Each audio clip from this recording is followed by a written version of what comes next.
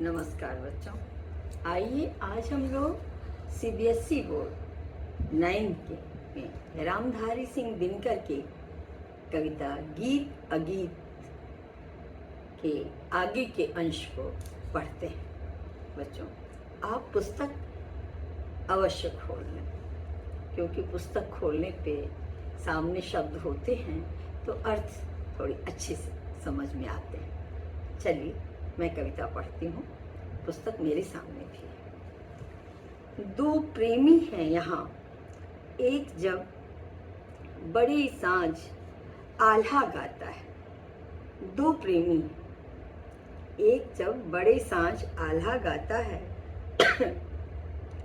पहला स्वर उसकी राधा को घर से यहाँ खींच लाता है। दो प्रेमी हैं, एक जब बड़े सांझ आल्हा गाता है। पहला स्वर उसकी राधा को घर से यहाँ खींच लाता है। चोरी चोरी खड़ी नींद के छाया में छिपकर सुनती है। चोरी चोरी खड़ी नींद की छाया में छिपकर सुनती है।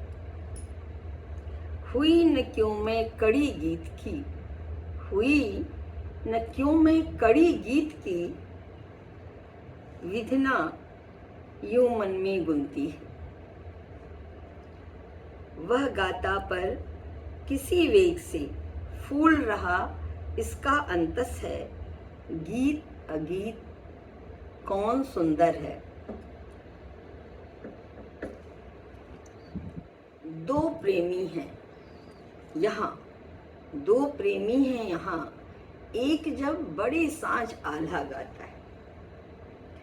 शाम के समय प्रकृति का रूप थोड़ा सुहावना रहता है, सूर्यास्त होते रहते हैं, लालिमा छाई रहती है, तो प्रेमी के हृदय में प्रेम भाव जागता है और वो आल्हा गाने लगता है। दो प्रेमी हैं, एक प्रेमी और एक प्रेमिका। तो ये कह रहे हैं दो प्रेमी हैं, जिसमें एक जो है जब शाम के समय वातावरण खुशनुमा हो जाता है तो वो प्रेम के वेग में आल्हा गीत, आल्हा एक तरह का गीत है, तो वो गाता है।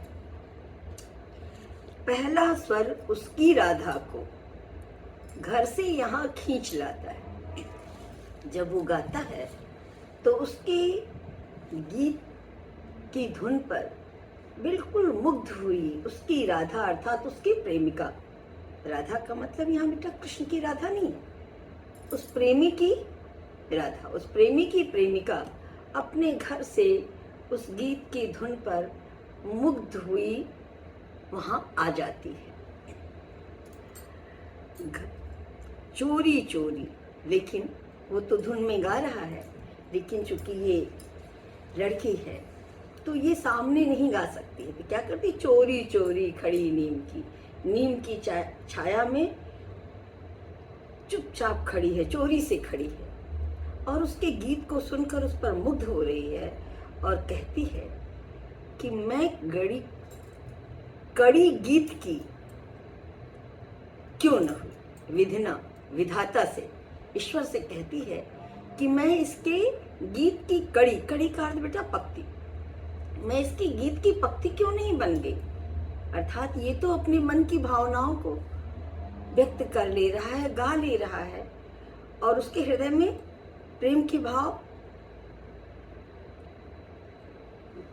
आंदोलित हो रहे हैं, बह रहे हैं, लेकिन वो कह नहीं पा रही। तो कहती कि हे विधाता, हुई न क्यों मैं कड़ी गीत की, विधना यूं मन में गुनती। गुनती माने विचार करती है कि हे विधाता, मैं इस गीत की पक्ति क्यों नहीं बन गई। वह गाता पर किसी वेग से फूल रहा इसका अंतस है। उसका प्रेमी तो गाता जाता है आल्हा गीत, अपने प्रेम भाव को प्रकट कर रहा है, उसकी मधुरिमा, उसका प्यार स्वर लेकर के बह रहा है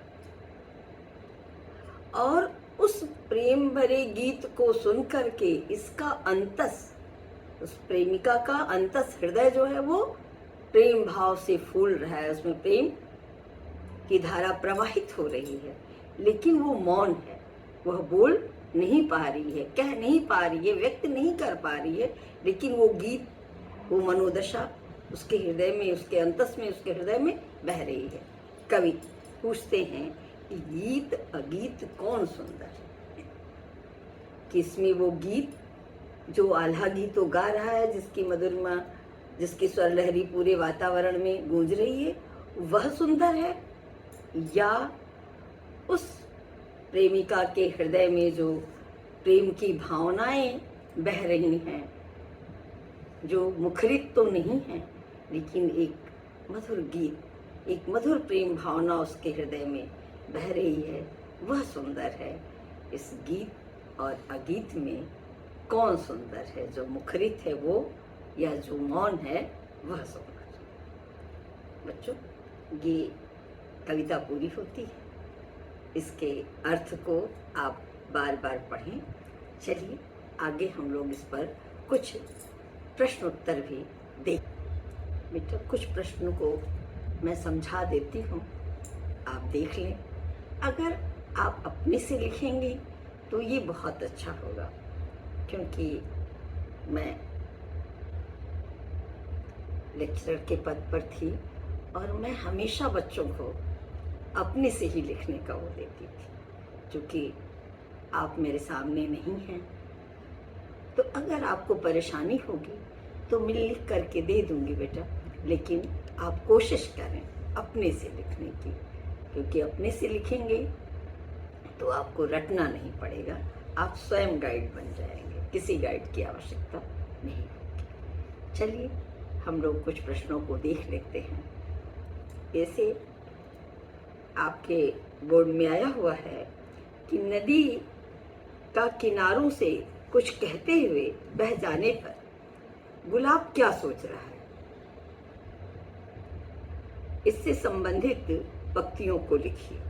तो पंक्तियां तो आप याद करेंगे कि नदी के किनारों से, नदी जब वेग से बहती है किनारों से, है ना, तटनी, तो जब तटनी नदी जब बहती है किनारों से टकराती है, कल कल की मधुर ध्वनि निकलती है।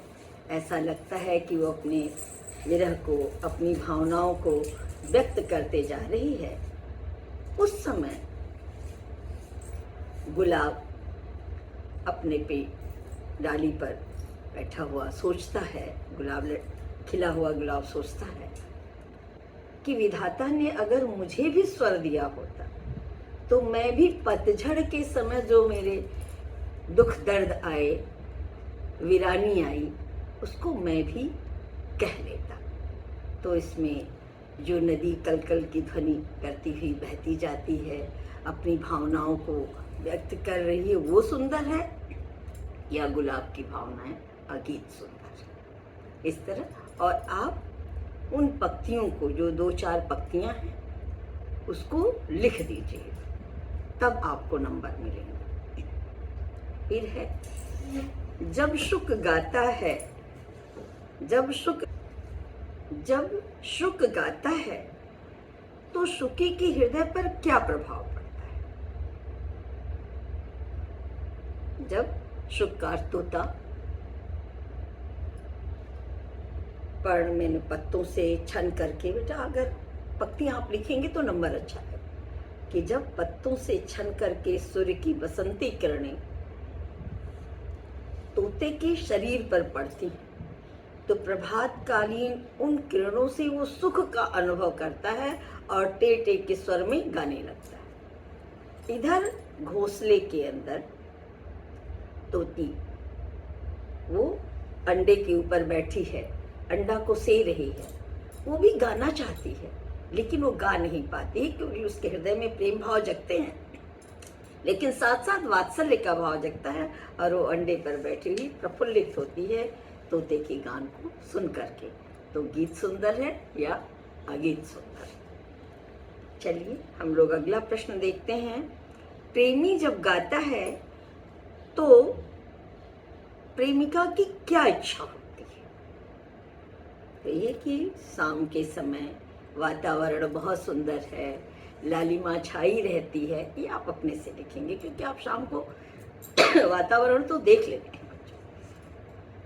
और उसमें प्रेम का भाव उद्वेलित होता है, प्रेमी जो है वो आल्हा गीत गाने लगता है, अपने मन की भावनाओं को, अपने प्रेम को व्यक्त करता है। प्रेमिका उसके उस धुन को सुन करके घर से आती है, लेकिन चोरी चोरी नीम की छाया में बैठी है और वो सोचती है कि हे विधाता, मैं इस गीत की कड़ी क्यों नहीं बन गई। अर्थात क्या कहना चाहता है कवि कि वो नारी है, अपने मन, उसके मन में भी प्रेम भाव उद्वेलित हो रहा है, भावनाएं आ रही हैं, लेकिन वह व्यक्त नहीं कर पा रही है। तो उसका मुखरित जो वो गा रहा है वह गीत ज्यादा सुंदर है, या वो जो भावनाएं, जो मौन है, वो सुंदर है। इसी तरह बच्चों प्रश्न आपकी पुस्तक में दिए होंगे, आप उसको बनाइए। जैसे आ गया कि गीत और अगीत, इससे क्या तात्पर्य है। 100 पत्तियां लिखने को आएंगे तो पूरे जो आपकी पूरी कविता है उससे उदाहरण देंगे, 100 शब्द तो आपको ऐसे ही हो जाएंगे। कि गीत का अर्थ जो मुखरित, अगीत जो मौन है। तो गीत मुखरित अवस्था है कि जब हृदय में भावना उठती है तो कविता निकलती है, गीत निकलते हैं, वो बहुत ही मधुर होता है, हृदय के भाव व्यक्त करता है। और अगीत किसको कहते हैं बेटा, उस मनोदशा को कहते हैं। एक गीत अपने आप नहीं निकलता है। कविवर पंत ने कहा है बच्चों, अगर आपको याद हो जाएगा तो लिखिएगा, वीडियो नहीं तो मैं लिख के दे दूंगी, कि वियोगी होगा पहला कवि, आह से उपजा होगा गान, निकल कर नैनों से चुपचाप वही होगी कविता अनजान। वियोगी होगा पहला कवि, कि कवि क्या होता है, वियोगी, उसके हृदय में दर्द होता है।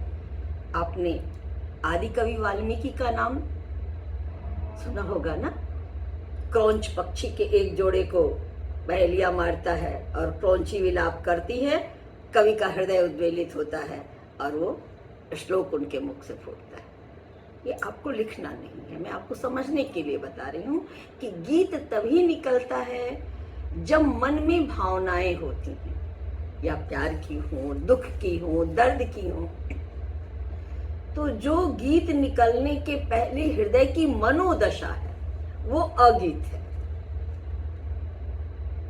आप समझ रहे होंगे, चाहे तो आप 100 शब्द हैं तो ये उदाहरण दे सकते हैं कि कविवर पंत ने भी कहा, या आदि कवि वाल्मीकि। एक कहानी जैसा है कि क्रौंच पक्षी का जोड़ा विचरण कर रहा है, आदि कवि स्नान कर रहे हैं, बहेलिया मारता है,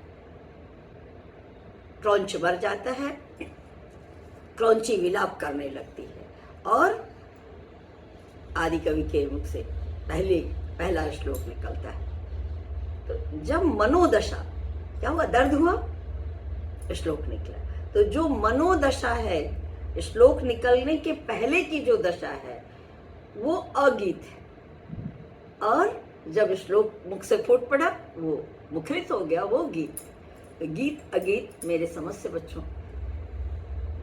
आपको स्पष्ट हो गया होगा। इस तरह से आप इस पर और प्रश्न बनाएं, स्वतः बनाएं, और अगर कहीं परेशानी हो तो आप टिप्पणी करके अवश्य पूछें, मैं समझा भी दूंगी। और चूंकि बच्चों आप सामने नहीं हो तो लिखने की ज़रूरत पड़ेगी, तो मैं लिख करके भी आपको वीडियो पर दे दूंगी। आपने मुझे सुना, आपको कैसा लगा मुझे बताएं। मुझे सुनने के लिए बच्चों बहुत बहुत धन्यवाद।